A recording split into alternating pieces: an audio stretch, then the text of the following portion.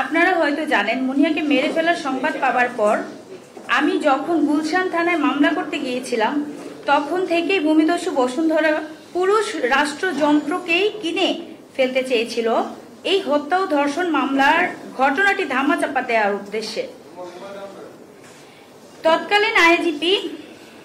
তৎকালীন আইজিপি বেনজির এবং গুলশান থানার DC Sudip Kumar, ADC Nazmul, OC Abul Hossain, SI Ali Ashraf, SI Ali Golam Mukhtar Ashraf হবে এখানে একটু মানে পিবিআই এর যে কর্মকর্তা ছিলেন এটা একটু এডিট হবে।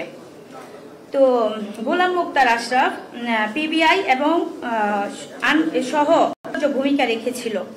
পরবর্তীতে গুলশান থানা আনভিরকে অব্যাহতি দিয়ে তাদের তদন্ত প্রতিবেদন জমা দেয়। আপনারা হয়তো জানেন, আমি আওয়ামী পরিবারের একজন সন্তান। আমার প্রয়াত বাবা একজন মুক্তিযোদ্ধা ছিলেন। তিনি কুমিল্লাতে আওয়ামী লীগের রাজনীতির সাথে প্রত্যক্ষভাবে জড়িত ছিলেন। একজন মুক্তিযোদ্ধা সন্তান হিসেবেও আওয়ামী লীগ সরকারের শাসন আমলে আমি আমার বোনের হত্যার বিচার দাবিতে দাঁড়ে দাঁড়ে ঘুরেও ন্যায় বিচার পাইনি। আমি জানতে পারি তৎকালীন আইনমন্ত্রী আনিসুল হক তার বান্ধবী তৌফিকা করিমকে দিয়ে মোটা অঙ্কের টাকা আনভিরের থেকে ঘুষ নিয়ে মামলা প্রবাহিত করার চেষ্টা করেন। আমি এসব ব্যাপারে কথিত স্বৈরাচার আওয়ামী লীগের সভাপতি এবং সাবেক প্রধানমন্ত্রী শেখ হাসিনার সাথে সাক্ষাৎ করার জন্য একাধিকবার আবেদন করি। প্রায় ২৬ পৃষ্ঠার চিঠি একাধিকবার তার দৃষ্টি আকর্ষণ করার চেষ্টা করি, কিন্তু তিনি আমার সাথে সাক্ষাৎ দেননি।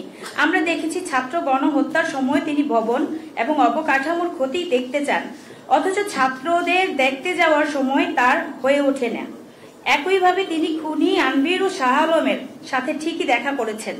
আপনারা নিশ্চয় আনভিরের ফেসবুকে মাসখানেক আগে শেখ হাসিনার সাথে তাদের সাক্ষাতের কিছু ছবিও দেখেছেন, অথচ আমার সাথে একটিবার সাক্ষাতের সময় হয়ে ওঠেনি। সেটা নিয়ে আমি অনেক ব্যথিত।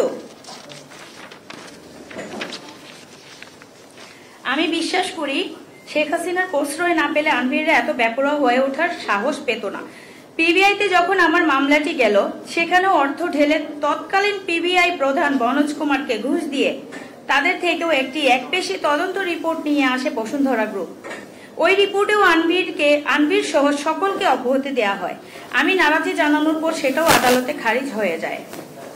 প্রিয় সুধী, আপনারা নিশ্চয়ই নারাজি পিটিশন খারিজের পর নাগরিক টিভির নাজমুস সাকিবের প্রতিবেদন দেখেছেন। সেই প্রতিবেদনে নাজমুস সাকিব কিছু অডিও রেকর্ড ফাঁস করেন, যার থেকে প্রমাণ হয়ে যায় বিচারক কিভাবে প্রভাবিত হয়ে আনভিরের পক্ষে রায় দেন এবং আমার নারাজি পিটিশন খারিজ করে দেন। এভাবে মুনিয়া হত্যা ও ধর্ষণ মামলাটিকে নিয়ে তদন্ত রিপোর্ট ও আদালতের রায়কে আওয়ামী লীগ আমলে বিচারহীনতার সংস্কৃতিরই একটি নির্লজ্জ উদাহরণ হিসেবে আমি অবহিত করতে পারি। সবচেয়ে দুঃখের বিষয় হলো মুনিয়া গর্ভবতী ছিল। পিবিআই তাদের তদন্তেও বলেছে সেটা ছিল আনভিরেরই সন্তান, অথচ সেই আনভিরকে তারা ডিএনএ স্যাম্পল টেস্ট করতে বলল না।